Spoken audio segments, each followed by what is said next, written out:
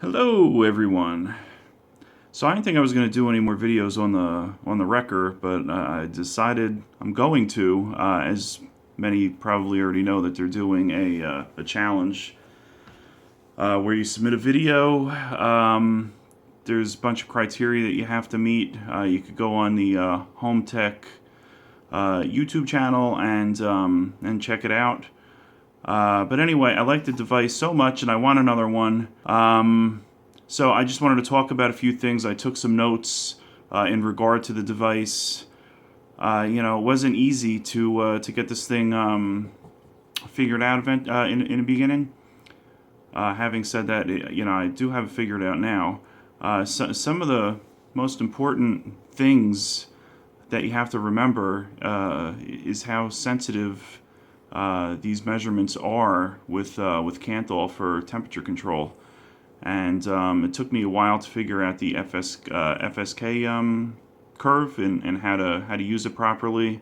I feel like I have it down pretty good now.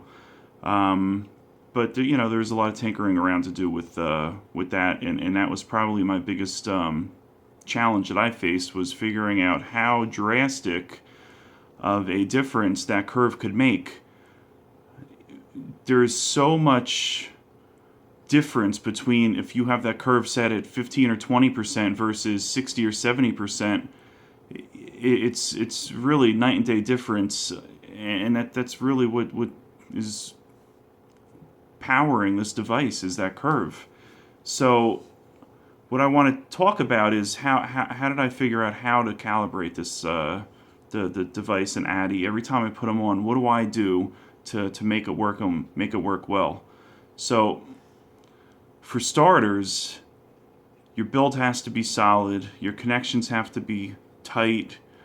Go into that FSK menu, and I start with whatever I'm using, whether it be a tank or an RDA.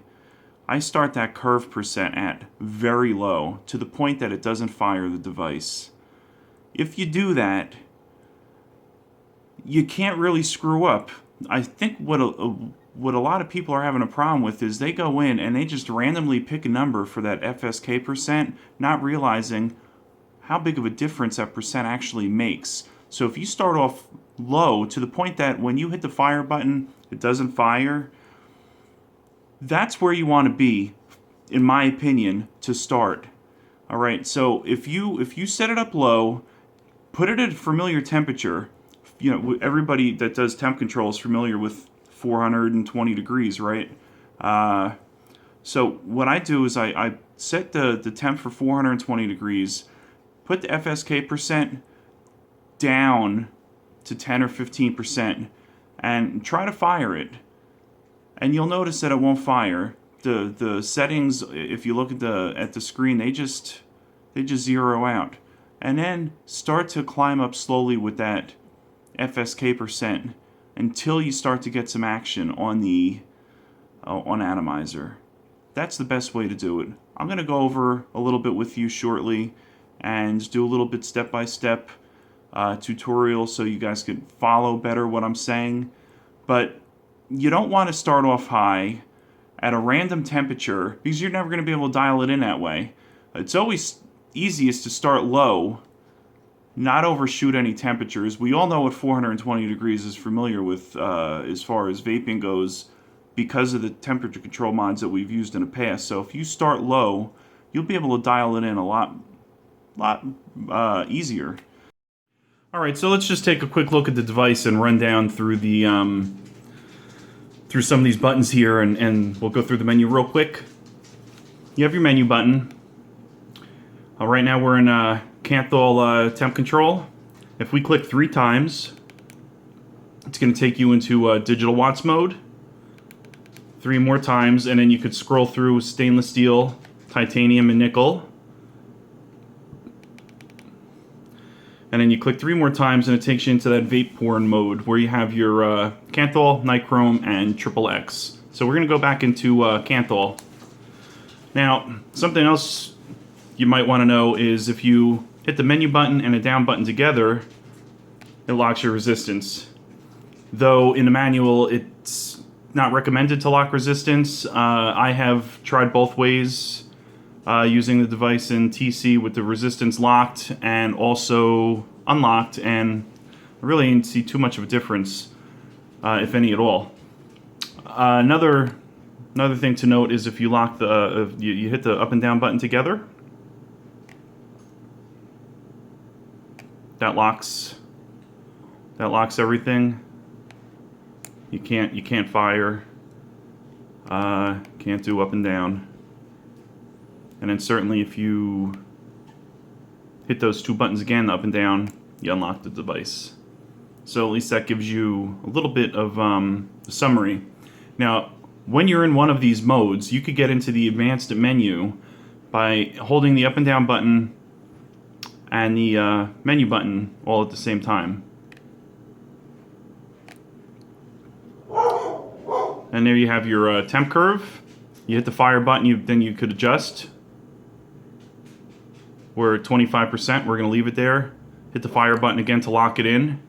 Your auto plus TC control mode, that mode actually, if you enable that, it regulates your wattage based on your battery life. And once you go in there, I guess we could go in for a quick second and take a look.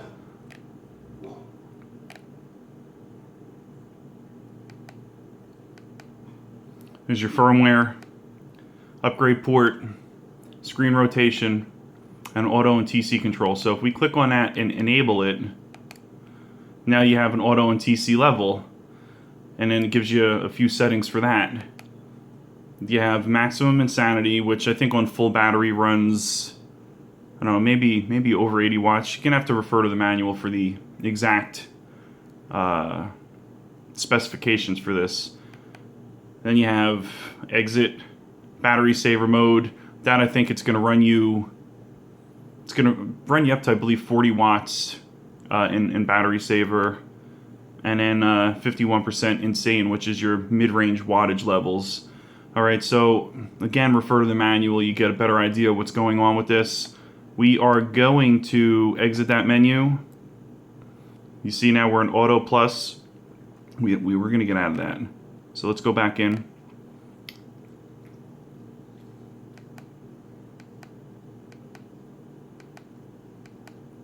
Auto plus TC level. Click on that. Oh, that's not where we want to be, actually. Exit menu. We want to disable that.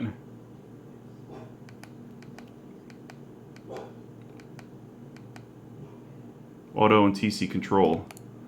Enable. So you want to disable. And then scroll down until you find exit. And then you're out of it. So there's that. Now we're going to take a look at single coil build. I'm going to do a little bit of a cotton burn test.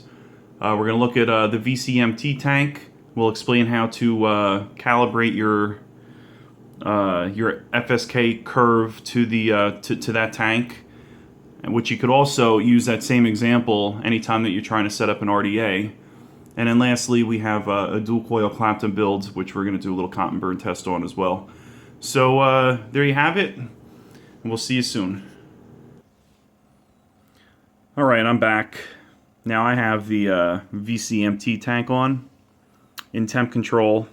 I set it for, I don't know what I set it for, the temp curve. Low though. 10%.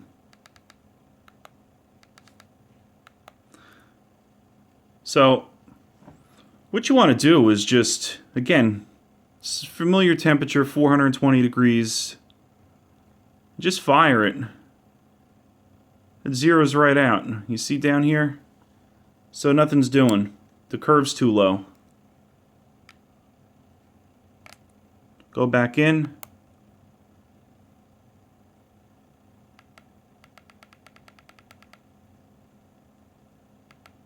%.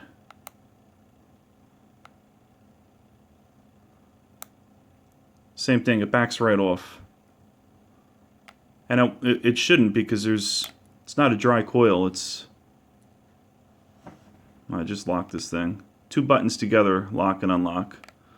Here. So let's go back in.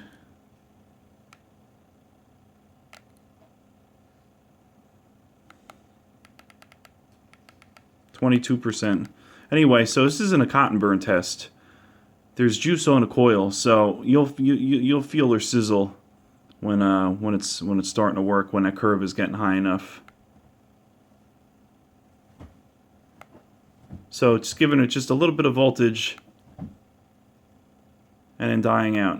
So we're getting close. We're almost where we got to be. 27%. And there you go. Now she's sizzling. So I'm going to back off a little bit. Let's go to 25. Alright, we're going to take a little toke.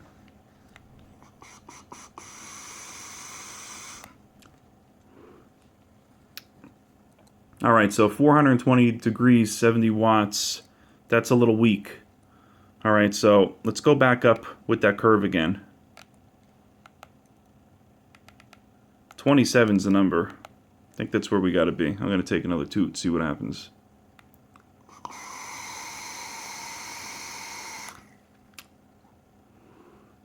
Perfect.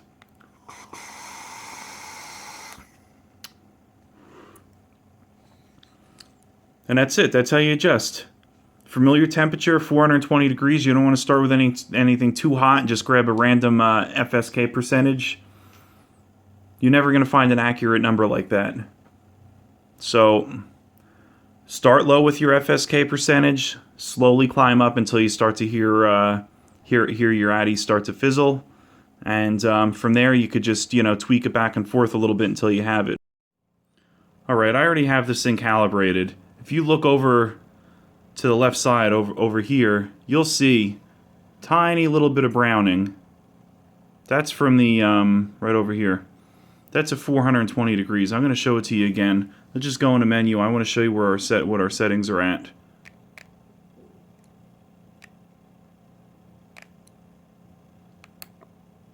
%, for the temperature curve.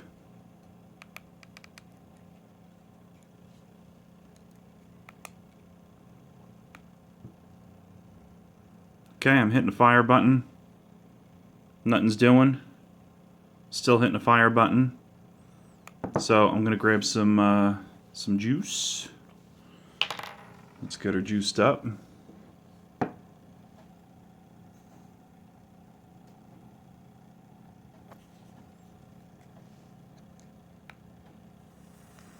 There you go.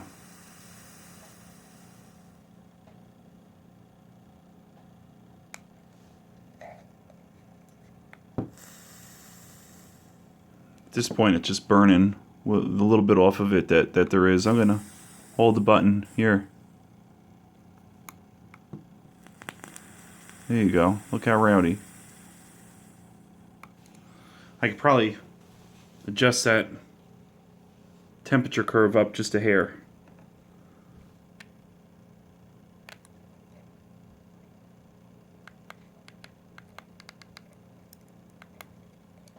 Get her to fire a little longer.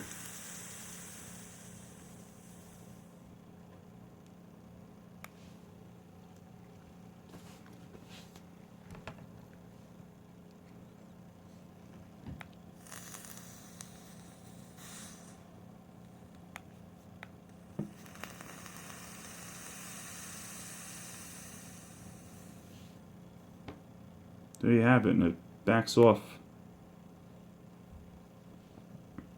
There.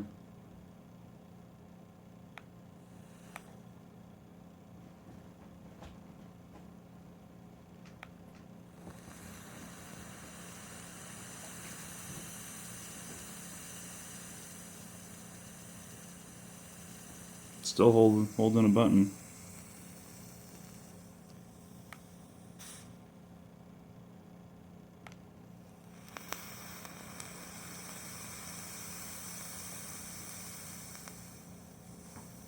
Beautiful. There you go, folks. There you go. Alright. We're back. 0.37 ohms, 420 degrees, 70 watts. FSK percent is a 21.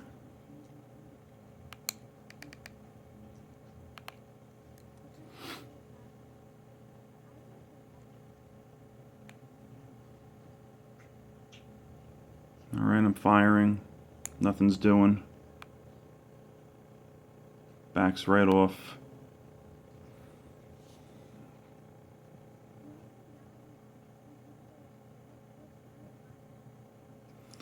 Yeah, coil isn't even warm.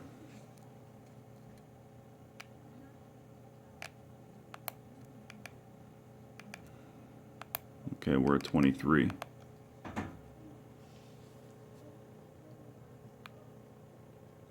One watt and then 0.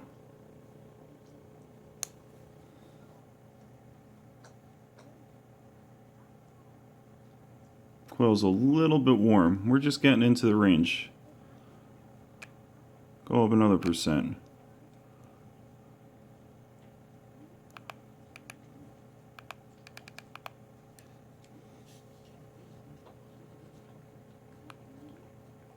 Okay, see 3 watts, 4 watts,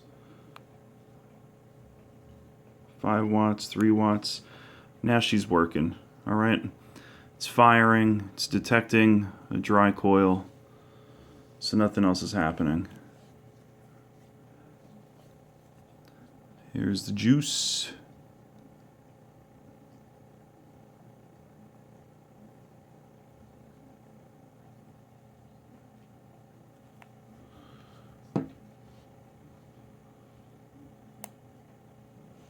We're still 1% too low. I really don't feel like re-wicking this.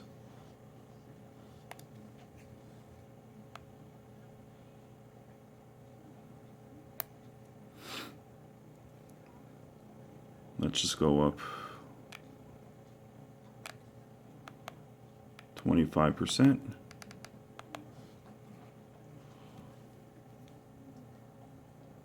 A little more juice.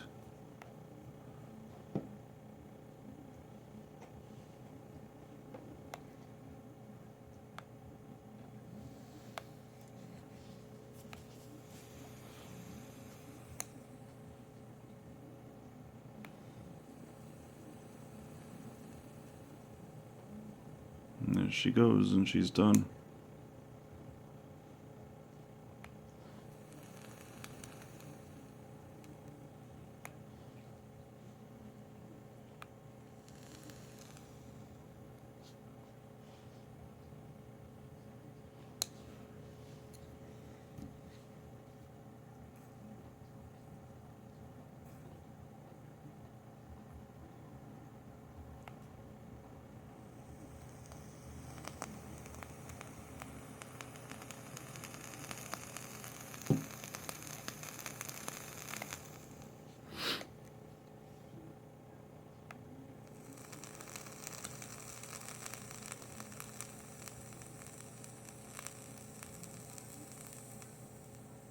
That's it. Backed off.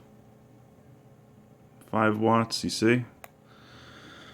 So there you have it. What's that percentage? 25%.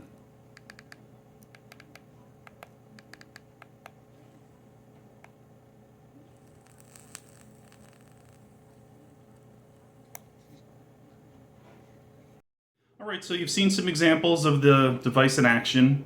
I do have a few suggestions for home tech. Starting with, I think we could do a little bit better in the menu system with maybe some more error codes. For example, if there's a major fluctuation in resistance on a particular build, which could certainly identify an unstable build or a new atomizer. So why not put a new coil or new coil, same coil message on the device? That way, at least if there is an issue with whatever it is that someone's using, it'll give them a second to be able to stop and answer the message and think, well, maybe there's a problem. This is the same coil. Why am I getting this message? So that's just a thought. Additionally, what do I have here? There's a couple other things. Why not, for starters, when you go into that FSK menu to do the percent adjustment, if you choose too low of a percent adjustment, which is where I like to start, to be honest with you, start low on the percent for the FSK, start low on your temperature when you're in Kanthal TC, and calibrate it that way. To me, it's the best way to go. It makes the most sense. You want to start, just get that bottom range first ironed out, and then you can start to increase your temperature. So that's how I do things. But when you go in and you're at a low FSK percentage, the device, you'll see the voltage and wattage, it just zeroes out.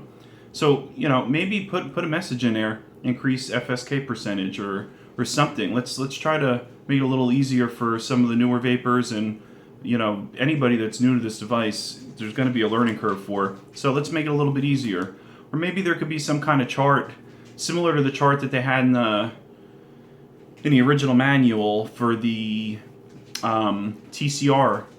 There's a different chart there for different kinds of metals and where that range should be. Maybe there could be a chart with maybe some recommended builds and the TCR range for them, or the FSK percent range for those particular builds.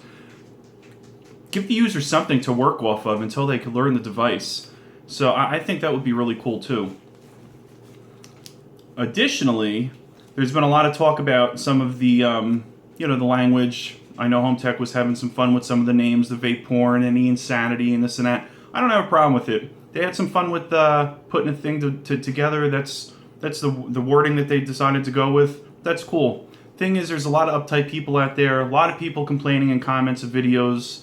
So maybe if you really want to listen to the whole community, maybe you do a PG version download. So that way, if people don't like the vape porn and the XXX mode and all that, you could plane the device down a little bit with some more subtle names for these settings and such. At least that way, you end that conversation. It's over with. People have the option. They could use your vape porn, or they could use something else. You could even make fun with it if you want. Call it lame people mode or whatever. So I'm just throwing that out there. Now, as far as pros and cons, I'm going to tell you the negatives. The form factor, some people aren't going to like. To me, it doesn't bother me at all. I have big hands. I don't mind larger mods. Most of the devices I use are on the larger side anyway. So for me, that's fine. But some people aren't going to like it. Some people aren't going to like that. It's just a square box. There really is nothing or rectangular box. There's nothing ergonomic about it. So, maybe if some of the edges were rounded out a little bit more, maybe if there's another version of this, you could do something a little bit different to accommodate some of the folks that really, just don't like that form factor. Big con for me, I'm not a fan of the 510 connection. There's a little O-ring in there. That O-ring has kind of escaped on me a couple of times. I had to put it back into place. But if that starts popping out, you got to be careful, because when you go and screw an Addy on there, a couple times I had a hard time getting a decent connection. Even the connect atomizer message came up on me a couple times. So that 510 connection, I really think that it could be improved on. Personally, I put this device through the ringer. We went through a lot of testing, a lot of just over and over, just constantly unscrewing and screwing the atomizer to do these cotton burn tests and stuff. And I have to tell you, I was probably a little harder on this device than most people will be, but it's something that should be noted. Watch out for that 510 connection. Now, as far as likes, first off, the thing is built tremendously solid. It's got a nice hefty feel to it. I did drop it, and I think if I did anything, I probably did more damage to the floor than I did to the mod. So, as far as that goes, it's very well built. I like the buttons. The buttons, they all fire. I've never had an instance where I hit the fire button and nothing happens. It fires every time. The device fires right up. There's no delay. It seems pretty damn accurate. Battery life has been above average for this particular device. I know they boast to like 98% efficiency or something like that on their website. I don't know how efficient it is as far as that percent and stuff goes, but I could tell you the battery life is damn good on it. The battery contacts, they're big and beefy, but at the same time, they don't put a lot of pressure on the batteries or the battery wraps. So I'm really a big fan of the contacts that are in this device. I don't think it's going to tear up your battery wrappers or anything. So I think that's a plus. The back door cover, that panel is, in my device at least, it sits nice and flush. I haven't had any issues with that at all. And then lastly, the menu system. Really, the menu system is pretty easy. The biggest thing is learning that FSK percent. But as far as the rest of the menu system goes, when you think about some of the other devices, like for instance, a DNA device, having to change your temperature with a DNA device, you have to click the fire button 5 times and lock the device. Then you have to click the up and down buttons together. Then you have to change the temperature. It's a pain in the ass. Don't have to do that with this device. Changing the temperature and going back and forth between temperature and wattage when you are in a temperature mode is as simple as 3 clicks of the fire button in order to swap back and forth. So I could tell you, I mean, that's real simple. And then lastly, it's a challenge for everybody is learning this device. You have to overcome that understanding of that FSK curve and how much it impacts each particular build. So once you learn that and overcome that, I think most people are going to enjoy this device. It's not perfect. There's definitely, I'm sure, going to be some more updates from Hohm Tech. I'm sure they're going to be able to refine this thing a little bit more, make it even a little bit more, accurate in Kanthal TC. But I got to be honest, I mean, when you set this thing up properly, it works pretty good. I use it in Kanthal TC mode every single day. It's been my go-to mod. I really enjoy it. As I said in the beginning of the video, I do want another one. So check it out. Check out some of the other testimonials. A lot of people are putting up testimonials right now and demonstrations about the device. Gather as much info as you possibly can, and then make a decision from there. But I have no buyer's remorse. I like the device. I'm going to continue to use it and hopefully get another one. So there you have it. Any questions or concerns, certainly leave them in the comments below, or you could always message me via YouTube. And I'd be more than happy to help anybody out with any questions they have with this device. That's all I have for you. Thanks for watching, and vape proud. Take care.